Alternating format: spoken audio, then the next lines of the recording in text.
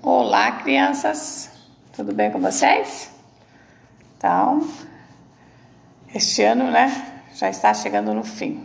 Infelizmente, com muitas dificuldades, Não podemos estar juntos, não estamos conseguindo fazer um excelente trabalho, Porque hoje nós já estamos 14 de outubro, quarta-feira. Mas vamos parar de reclamar, E vamos agradecer ao nosso bom Deus pela nossa vida. Que estamos vivos aqui, ainda estamos nos falando pelo Zap, Analisando como está a nossa vida, mas vamos agradecer. Então hoje, mãos à obra, porque teremos aula de matemática e de ciência. Peguem lá nossos livros de matemática e de ciências. Então, aqui nosso livro de matemática, nós estamos na página 201. Nessa unidade, nós estamos estudando a multiplicação. Já estudamos as propriedades da multiplicação, os cálculos, com diversas formas, utilizando os diversos fatores e chegando ao mesmo resultado, ao mesmo produto, Na multiplicação, a ordem dos fatores não altera o produto, por agrupamento, pelas ações que nós fizemos dentro da multiplicação. Então, e dentro dessas propriedades nós estudamos a comutativa, a associativa, a distributiva, o elemento neutro, fizemos cálculos por estratégias e também cálculos por estimativas, E dentro desses cálculos também fizemos a decomposição dos números, Então, vamos continuar hoje com a multiplicação com reserva. Então, nós vamos na página 201 para estudarmos essa finalidade. Multiplicação com reserva.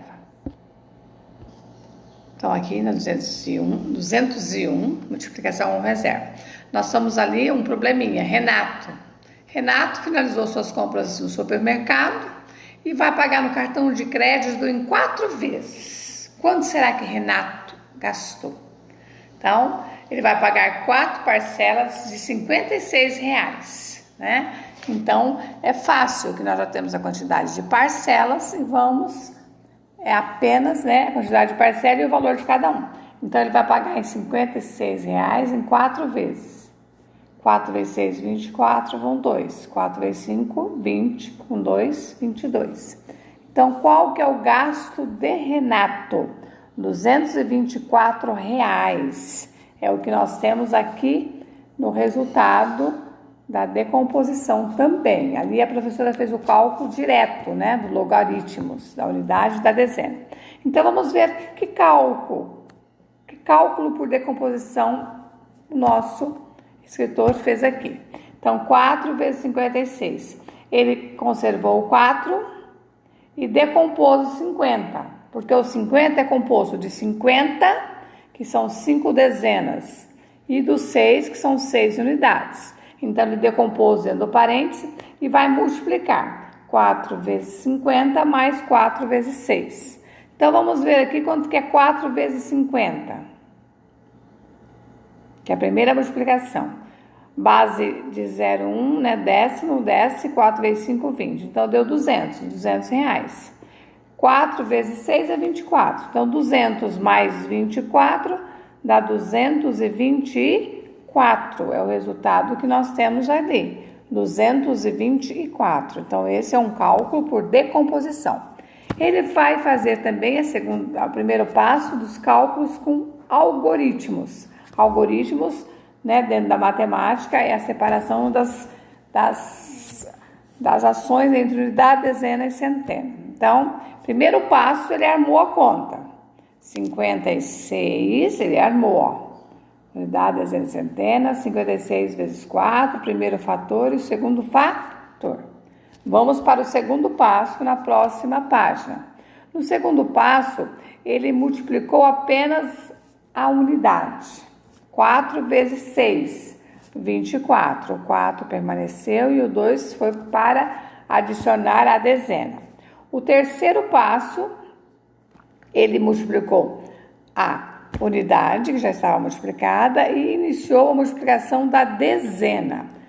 4 vezes 6, 24, foi em 2. 4 vezes 5 é 20. Com 2 que subiu, 22. Então, ficou 2 e subiu a centena. E no quarto passo, ele vai multiplicar, né, o que restou. Então, ele já viu que 6 vezes 4 é 24 com 2. 4 vezes 5, 20 com 2, 22 e foi 2. Só que ali na centena não tem nada, então ele pôs o 0. Então, é só abaixar o 2. 2 mais 0 é 2. Então, o valor, né, vai colocar aqui o valor. O valor gasto por Renato foi de R$224. Continuamos. Resolva a multiplicação. As multiplicações abaixo pelo método de decomposição. Então, nós vamos usar a decomposição do exercício que Renato colocou em primeira mão. Então, vamos colocar aqui. Como vai ser essa decomposição? É 3 vezes 45? Então, o 3 permanece e eu vou decompor o 45 dentro do parênteses. Qual que é o fator 45? É 40, que são 4 dezenas. Muito feio esse 4. Deixa eu apagar e pôr de novo, que é mais rápido do que... Então, vamos lá. 3 vezes... Abre parênteses, vamos decompor o 45. 40, 4 dezenas, mais 5 unidade. Daí ele vai multiplicar 3 por 40 e vai somar com o 3 vezes 5. Então, vamos lá. 3 vezes 40, para terminar o parênteses, mais 3 vezes 5. 3 vezes 5 é igual. Então, vamos ver. 3 vezes 40, ou 40 vezes 3, é a mesma coisa. Abaixa a base 0, ou multiplica 3 vezes 0, 0, pula a unidade, 4 vezes 3, 12. Então, vai dar igual a 0,220. Então, 3 vezes 40, ou 40 vezes 3, que vai dar a mesma coisa, ó, tá vendo? Então, deu R$120. Mais 3 vezes 5 é 15, não precisa armar a continha, né? 120 mais 15. 5, 3, deu 135. Então, o valor é 135. Esse é o valor da multiplicação por decomposição. E se eu multiplicar 45 por 3 nos logaritmos, vai dar o mesmo resultado. Então, vocês vão fazer os demais ali, o B e o C. O 23, agora vocês vão multiplicar pelo algoritmo. Então, é só armar a continha, né? Armar a continha e calcular. 53 vezes 5. 5 vezes 3, 15, vai 1. 5 vezes 5, 25 e 1, 26. Então, o resultado vai aqui, 265. Então, vamos lá e calculem as demais. Vamos para uma outra etapa. Multiplicação entre fatores com mais de um algarismo. Então, vamos lá. Tereza quer comprar um aparelho de televisão e foi a uma loja pesquisar o preço. Ela se interessou por um aparelho cuja etiqueta indicava o seguinte: aparelho de televisão 42 polegadas, 12 vezes 231. Então, multiplicação entre os fatores com mais de um algarismo. Porque até então, esse daqui nós tínhamos o 3 que tem um algarismo e o 45 que tem 2 algarismos. Aqui ambos têm 2 algarismos. O 12, se você decompor, né, ele vai ter 10 mais 2. O 231 vai ser 200 mais 30 e mais 1. Não é essa decomposição? Então, ele aqui embaixo, ele usou o método de decompor o menor. Ele decompôs o 12. 12 vezes 231, são 12 parcelas de 231. Então, ele decompôs o 12, que é 10 mais 2. Então, ficou 10 vezes 231 mais 2 vezes 231. Então, vamos fazer aqui a conta. 10 vezes 231 é a mesma coisa que fazer 231 vezes 10. Então, vamos fazer assim que é mais prático. Abaixa o zero da unidade, multiplica 1 vezes 1. 1 vezes 3 e 1 vezes 2. 2.310, foi o que ele colocou. 231 vezes 2. 231 vezes 2. 2 vezes 1, 2. 2 vezes 3, 6. 2 vezes 2, 4. 462. Então, 2.310. Vamos apagar aqui e pegar outra vez o lápis. Então, deu 2.310 mais 462. 2772. Então, o resultado está aqui. O televisor, né, a televisão, custa R$ 2.772. Logo ali, vamos também trabalhar os 4 passos da multiplicação com 3 termos: unidade, dezena e centena, e com o resultado em unidade de milhar. Então, primeiramente, ele montou a operação dentro da unidade, dezena, centena, unidade de milhar, o primeiro fator e o segundo fator. Sempre melhor colocar o maior fator em cima, né? Fica mais prático para a multiplicação. No segundo passo, ele usou a multiplicação. 2 vezes 1, 2, 2 vezes 3, 6, 2 vezes 2, 4. Só que ele falta multiplicar a dezena, que é o 10, né? Ele multiplicou o 2. Então, vamos ver o terceiro passo. No terceiro passo, ele conservou o resultado do 2 vezes 1, 2 vezes 3, 2 vezes 6. E aqui ele pulou a casa da unidade. Lembra que a professora usa por sinal de mais? Pode ser o sinal de mais ou pode ser o zero. E começou a multiplicar a dezena. 1 vezes 1, 1. Logo aí embaixo, ele multiplicou 1 vezes 3, 3. Vamos para o quinto passo, na próxima página. Vamos lá. Então, ele continuou fazendo a multiplicação. Então, 1 vezes 1, 1 vezes 3, 3, 1 vezes 2, 2. Terminou a multiplicação. Agora, ele vai fazer a adição, né? 2 mais 0, 2. 6 mais 1, 7. 4 mais 3, 7. Abaixo 2. Então, ficaram 2.772. Então, 2 unidades de milhar, porque centena unidade, dezena e centena, de 3 em 3 casas, não é? Depois começa a unidade de milhar, dezena de milhar, centena de milhar. Ele vai acrescendo o quantitativo do número. Então, 2 unidades de milhar, 7 centena, 7 dezena e 2 unidades. Então, coloca-se o resultado aqui. E aqui vocês vão efetuar, pode armar a continha e efetuar. Vou fazer a primeira. 418 vezes 2. Então, 2 vezes 8, 16, fica o 6 unidade, vai uma dezena, porque 16, a decomposição é 10 mais 6. 2 vezes 1, 2, mais 1, 3. 2 vezes 4, 8. Então, qual deu o valor? 836. Vocês podem fazer no caderno de vocês e depois colocar os resultados aqui. Beleza? Então, continuamos. Agora, nós temos um desafio. Stephanie multiplicou 111 por 111 e somou os algarismos dos resultados. Qual é o valor dessa soma?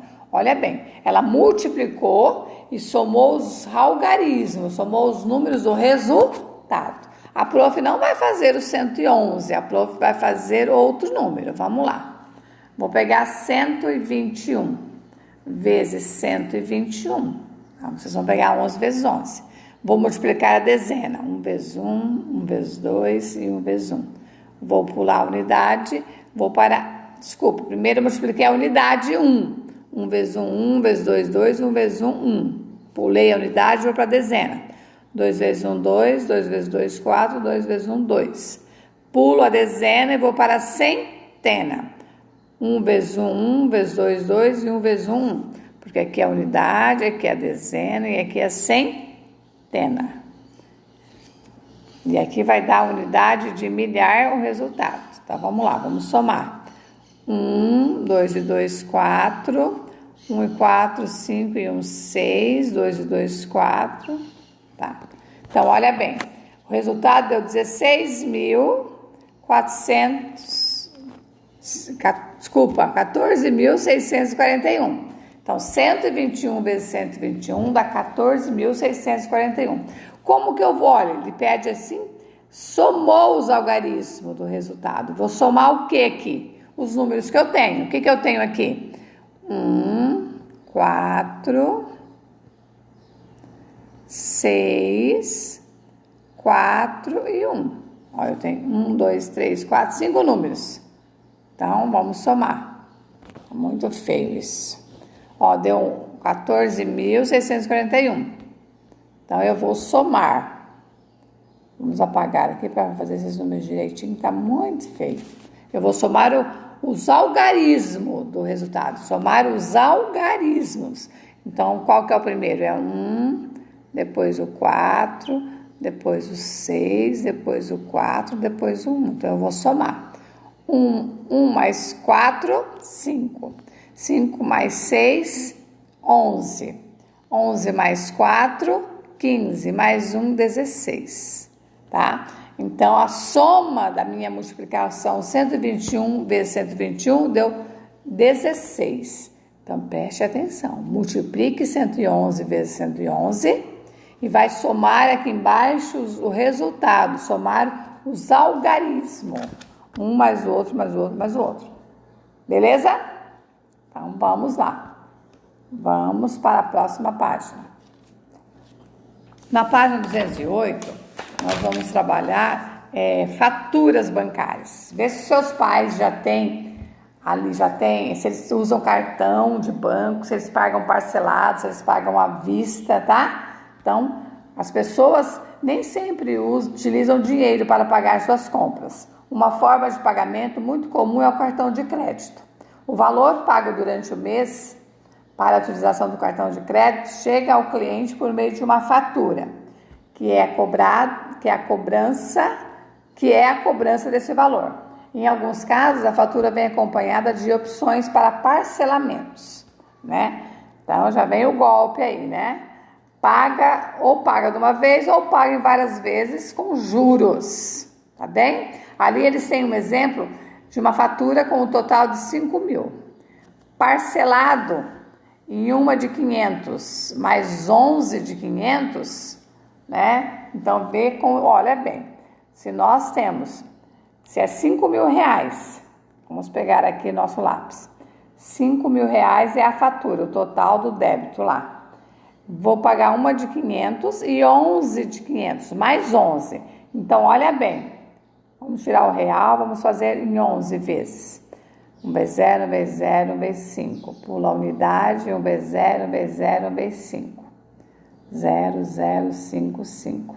Então, 11 de 500 vai dar 5.500, mas eu vou dar uma também de entrada, então vai ser em 12 vezes, 0, 0, 10. Então, a minha fatura vai ficar em 6.000 reais, então teve 1.000 reais de acréscimos para me dar a entrada e pagar em 11 vezes o restante. Então, isso aí já são juros sobre juros, não é? Então, vamos lá.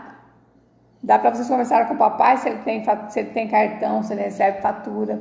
Porque quando usa só no débito, né, o dinheiro está lá, você vai pagar com cartão no débito, você pagou na hora. Agora, quando você usa o crédito, vem a fatura com o total mensal, né, das suas despesas. Na página 209. Então, vamos aqui. Qual é o valor dessa fatura? Essa fatura era de quantos reais? Aqui. A fatura aqui era de quantos reais? 5.000 reais.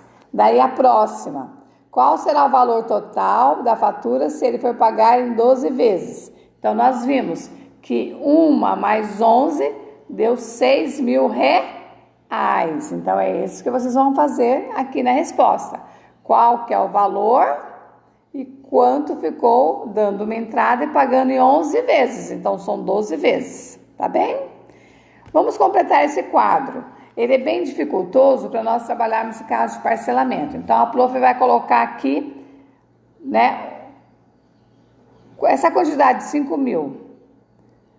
Né, se ele for pagar 7 vezes 800, 7 parcelas de 800, vai dar quantos reais? Coloquem aqui. E 9 vezes, se ele for pagar 9 vezes de 650. 9 vezes 650, qual é o resultado? Deixa eu diminuir esses números aqui, porque senão não vai ter base. Então, olha bem, eu já fiz o cálculo interno, se ele pagar 7 vezes Vamos lá, que fugiu. Então, ele vai pagar por parcelamento. Então, eu já vou colocar aqui os múltiplos para vocês, tá? Vai pagar 7 vezes de 850. Então, você faz o cálculo e põe o resultado aqui. Ele vai pagar 9 vezes de 650. 9 vezes 650, põe o resultado. 15 vezes de 420. E 18 vezes de 400. Ah, mas vai diminuindo, né? Vai diminuindo o valor da parcela, mas cada vez que ele faz mais vezes, maior vai ser o aumento. Então, vocês calculam essas multiplicações aqui, tá? 7 vezes 850, coloca o valor. 9 vezes 650, coloca o valor. 15 vezes 420, coloca o valor. 18 vezes 400 e coloca o valor. E vocês vão analisar quanto vai ficar 5.000 em 7 parcelas. 5.000 em 9 parcelas. 5.000 em 15 parcelas. 5.000 em 18 parcelas. Tá? E daí vocês vão chegar nas conclusões ali embaixo. Já deu pra gente fazer uma análise, né? A qual conclusão podemos chegar a partir do quadro acima? Chegamos à conclusão que o quê? Quanto mais parcela, maior vai ser o valor pago. Não é isso? A outra, de qual maneira é preferível pagar a fatura? Logicamente, que é melhor coisa pagar a fatura à vista, né? No valor real. Não temos dúvidas disso. Tá bem? Então, isso aqui é uma explanação, né, de cálculo já, para vocês fazerem análise sobre cartão de crédito, né? Principalmente quem fala assim pro pai, não tem dinheiro, mas tem cartão de crédito. Cartão de crédito nós temos que pensar muito para usar, tá bem? Vamos para as 210. Mãos à obra. Vamos ver o diálogo aqui. Boa tarde. O valor da sua compra foi de R$500. Qual será a forma de pagamento? Então, a atendente, né, está conversando com a cliente. Ela já gastou R$500. Ela, a cliente, responde: eu gostaria de pagar em 5 vezes de R$100 no cartão de crédito. Então, no cartão de crédito, 5 vezes de R$100, então pode ser 100 vezes 5. 5 vezes 0, 5 vezes 1, 5. Então, não teve juro. 5 parcela de 100.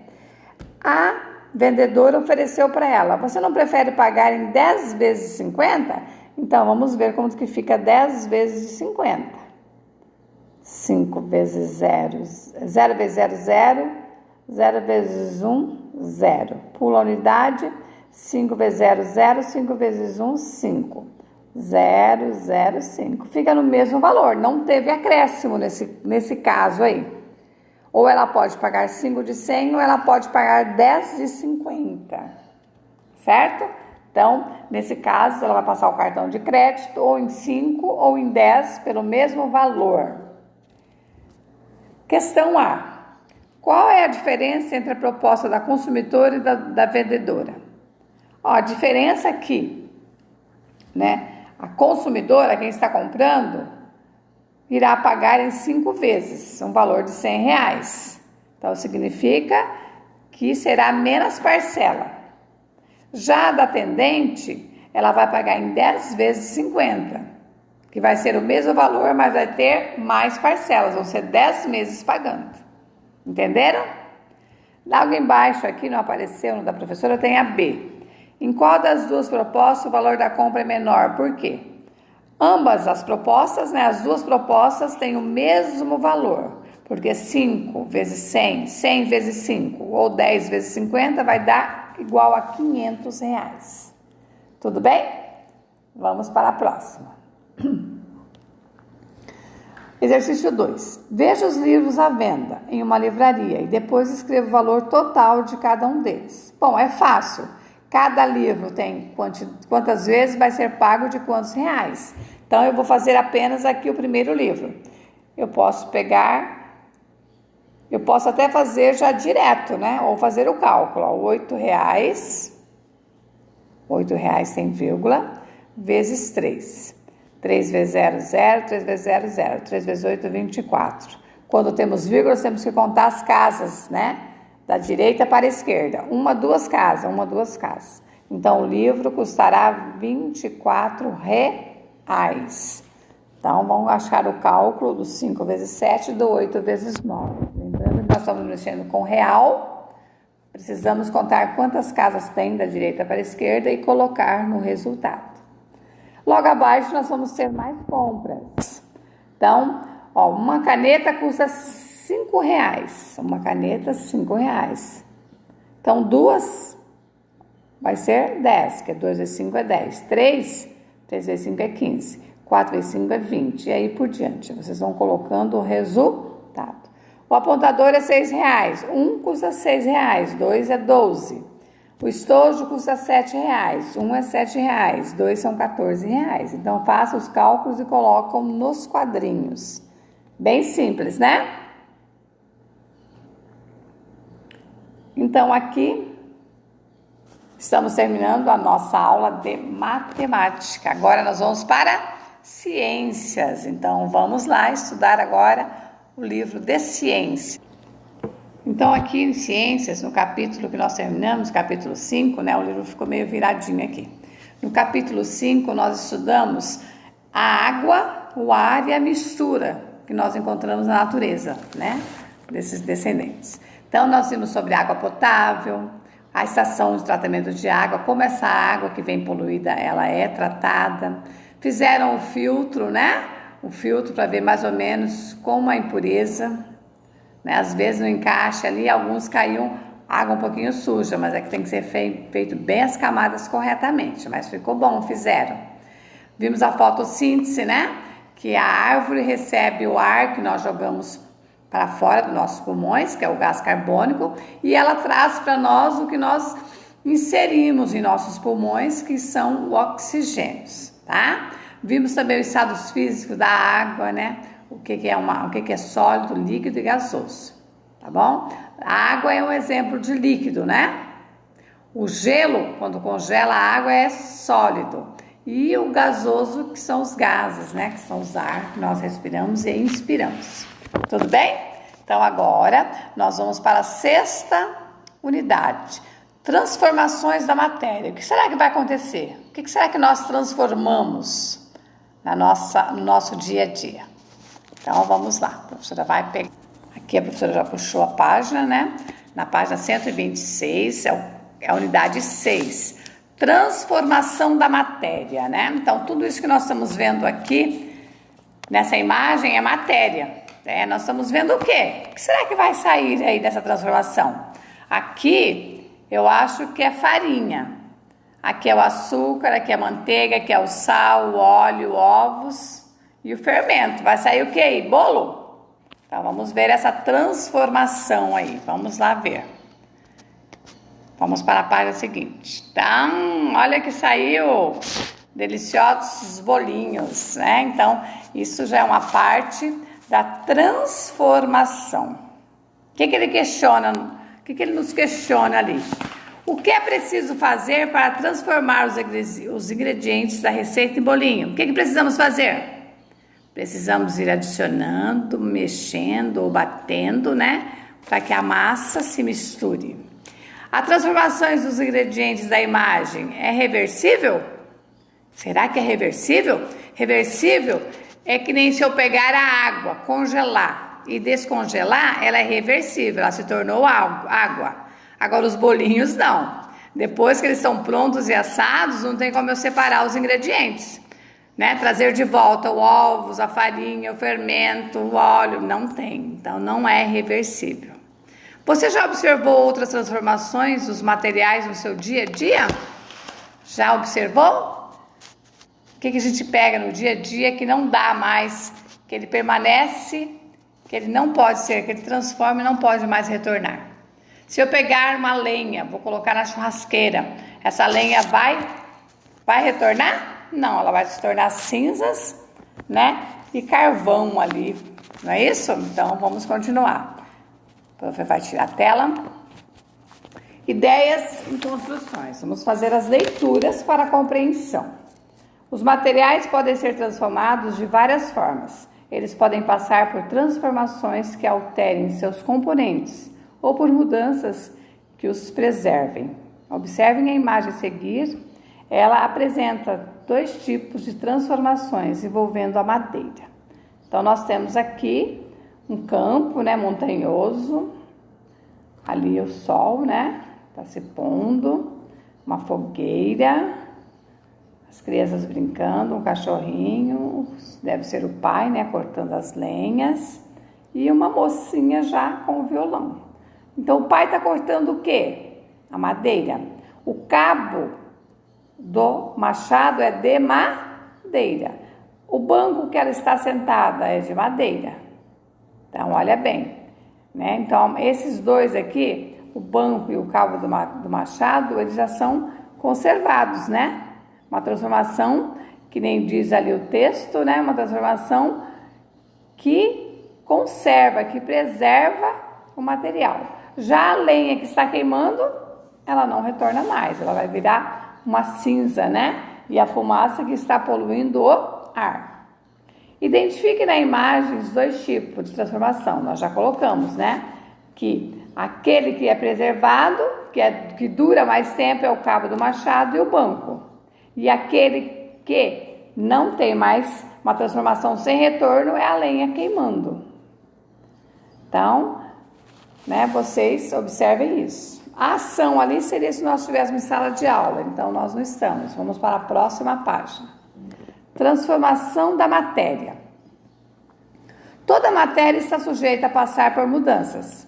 O gás oxigênio do ar é transformado em gás carbônico na combustão. Então, olha bem, o gás do oxigênio do ar é transformado em gás carbônico na combustão. O prato de porcelana que usamos em nossas refeições quebra ao cair no chão. O gelo pode ser de porcelana ou pode ser de vidro mesmo, ambos que cair quebram. O gelo que utilizamos para preparar uma bebida refrescante pode derreter. Todos esses exemplos são alterações de matéria. Cada um deles pode ser classificado como transformação física ou transformação química. Então, nós vamos aprender isso agora, em função do que acontece com os componentes dos materiais envolvidos. Vamos iniciar pela transformação física. O que é uma transformação física? Nas transformações físicas, o objeto muda, mas seus componentes continuam os mesmos. Esse tipo de transformação é muito comum em nosso dia a dia, quando quebramos um prato ou apontamos um lápis. Os componentes que formam esses objetos permanecem os mesmos, ainda em formatos diferentes. O lápis apontado continua sendo lápis, o prato quebrou, continua sendo caco, só não vai ser mais utilizado, né? Mas ele não sumiu, ele permaneceu quebrado ali. Esse tipo de transformação da matéria é comum nas indústrias. A utilização da madeira na produção de móveis é uma transformação física, assim como a fabricação de latas de alumínio a partir de peças constituídas desse metal. Então, a madeira, né, um móvel feito de madeira, a madeira permanece, então é física. E o alumínio derretido feito as latas, as bacias, né, as panelas continuam sendo alumínio. Então, essa transformação é uma transformação física. Continuamos na mudança do estado físico. Tem vários exemplos de transformações físicas, que nas substâncias não são alteradas. As matérias podem passar de um estado físico para o outro, em razão dos fatores como aquecimento ou resfriamento. Quando o gelo é aquecido, ele pode derreter e virar líquido, mas sua composição continua sendo a mesma, água, né? Ao esfriar ou evaporar o vapor da água, ele pode se transformar em líquido, mas seus componentes não mudam. Ao preparar alimentos, podemos vivenciar mudança do status físico da substância, ou seja, transformações físicas. Congelar frutas para aumentar a sua durabilidade ou ferver a água para preparar um chá são alguns exemplos. Por exemplo, ali nós temos amoras, né? Delícia! Amoras congeladas, elas continuam no estado físico, elas se congelaram, mas elas são amoras. Se degelar, elas vão continuar sendo amoras, às vezes muda um pouco o sabor. Se bater, vai dar um suco de amora. A água fervendo, sai o vapor ali, mas ela tem a água para o alimento, a não ser que eu deixe secar ali, né? Então, esses são transformações de estados físicos. Vamos agora observar a dissolver alguns tipos de solutos, né? Então, nós já vimos solutos e solventes. Solutos em determinados solventes. Pode ocorrer uma transformação física? Considere a adição de açúcar em um copo de água. Ao agitar essa mistura, não há nenhuma modificação na composição da matéria.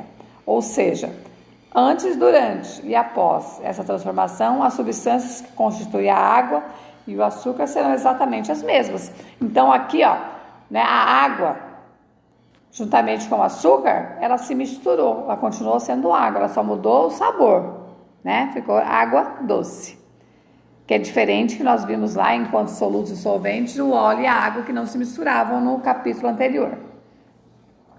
Então, tudo isso que nós vimos aqui são mudanças no estado físico, que elas permanecem.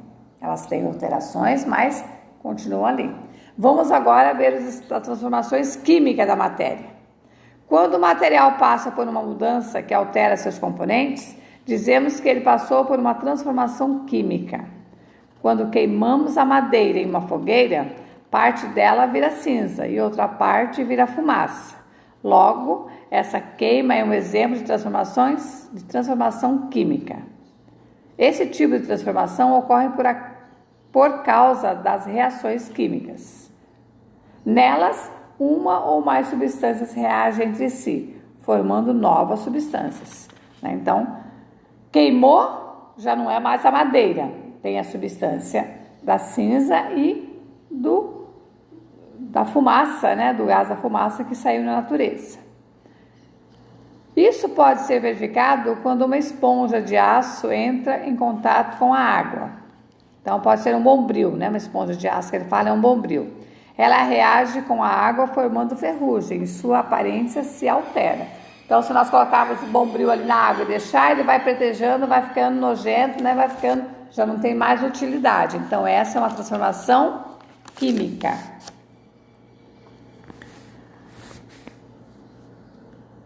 A prof falou e não estava aqui, né? Então, aqui, do bombril, tá? É uma transformação química. O bombril, ele está novo.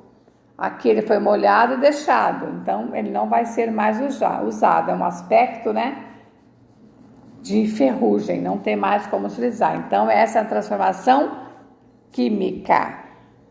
A professora leu e não passou a página. É a idade. Vamos para a próxima página. Indícios de uma transformação química.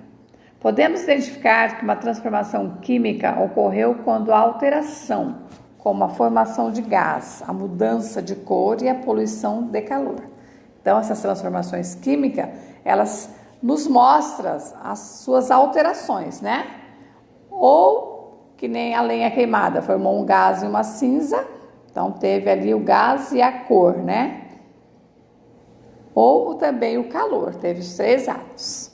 A formação de gás pode ser percebida com a adição de comprimento efervescente. Então, o que é efervescente? É alguma coisa que você põe na água, no líquido e ela ferve, né?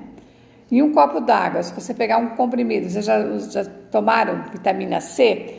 É um comprimidinho assim que você joga na água e ele ferve, né? Também quem toma sal de fruta, alguma coisa para o estômago, então é efervescente. Então, essa reação, ela é formada do gás carbônico, ou seja, as bolhas no líquido. Então, aquelas bolhas ali soltando é o gás carbônico, é o mesmo gás que nós jogamos para a natureza. E logo aqui, você tem o significado da palavra efervescente, efervescente. É aquilo que apresenta a capacidade de formar gás borbulhante em um líquido. Gás formado após a adição do comprimido de vitamina C na água. Então, essa já é uma mudança química. Vamos ver agora observar as bananas, mudança na cor das bananas, também é uma transformação química. Se vocês observarem, a primeira está bem verde, a segunda está madura e a terceira já está apodrecendo, está madurando demais já. Então tem mudança na cor e também no sabor, né? Porque a banana verde é amarrenta, madura é bom e a que está quase podre vai dar um gosto diferente, um aspecto diferente, é o que o autor colocou ali. Então, façam a leitura. Vamos para... Aqui nós vamos ter outro exemplo de fruta, né? Ali é uma maçã. Se você corta uma maçã, você come e deixa ela ali exposta, você vai ver que vai mudar a cor dela. Ela vai ficando preteando, assim, vai ficando uma cor diferente. Também é uma reação química. Logo abaixo, ele está dizendo que para conservar, né, em contato com o gás oxigênio, os legumes, as frutas, eles devem estar a vácuo, devem estar bem fechadinhos os alimentos para maior durabilidade, né, dos alimentos. Logo abaixo, vocês vão ver também a queima do gás. Por exemplo, o botijão de gás, ele é um composto gasoso, né? Está interno ali. Então, ele vai, quando você liga o fogão, ele vai tendo ali a queima, né, dessa combustão. Tá? Então, a queima do gás de cozinha é uma transformação que produz chama e calor. Também é química. Vamos para a página seguinte. Você sabia? Vamos agora ver sobre o vagalume.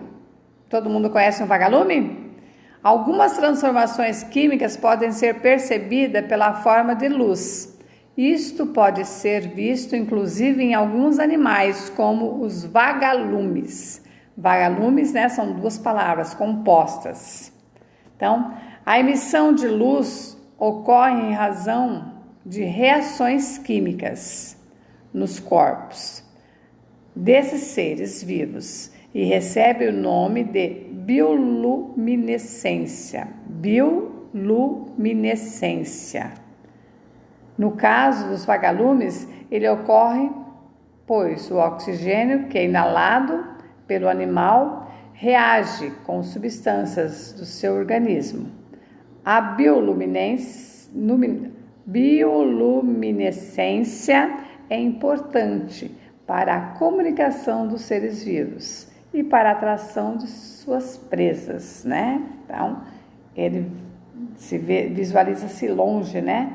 Essa ação química. Então, o que acontece, né? Fora ali, no vagalume, né? A emissão de luz, que é essa ação desse nome, né? Bioluminescência, bioluminescência, nomão desse, né? Então, essa substância aí é que dá aquelas luzinhas piscando, né? No corpinho do vagalume. Logo abaixo, nós vamos ter uma nova explicação de fotossíntese. Então, vamos ler. As plantas produzem seu próprio alimento por meio de uma série de transformações químicas, chamada fotossíntese. Então, a fotossíntese também é uma transformação química da natureza. Simplificadamente, na presença de luz solar, o gás carbônico que as plantas absorvem do ar reage com a água obtida do ambiente, transformando-se em açúcar e gás oxigênio. O açúcar, que é conhecido quimicamente como glicose, é usada pelas plantas como alimento e o gás oxigênio é liberado para a atmosfera. A reação química que ocorre durante a fotossíntese pode ser representada da seguinte forma. Então, vamos fazer aqui, né? Vamos observar aqui. A menininha está aguando a planta. Aqui nós temos o sol e temos a água. E a planta está liberando o gás carbônico, que é o oxigênio, para a atmosfera, que é o ar que nós respiramos. Ó.